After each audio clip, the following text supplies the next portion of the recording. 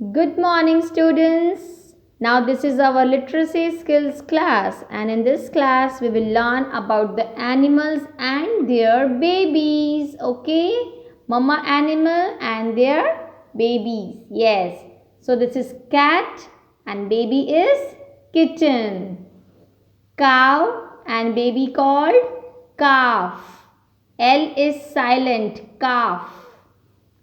This is dog and baby is puppy, puppy.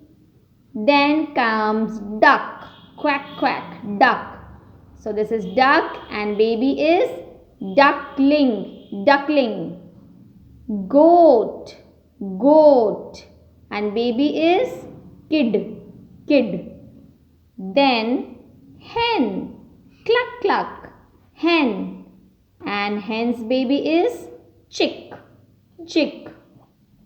Horse, horse and baby horse called foal, foal. Then comes lion, lion and baby lion is called cub, cub, cub.